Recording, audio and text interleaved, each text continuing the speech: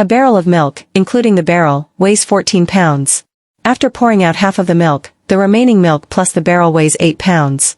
So, how much does the barrel weigh?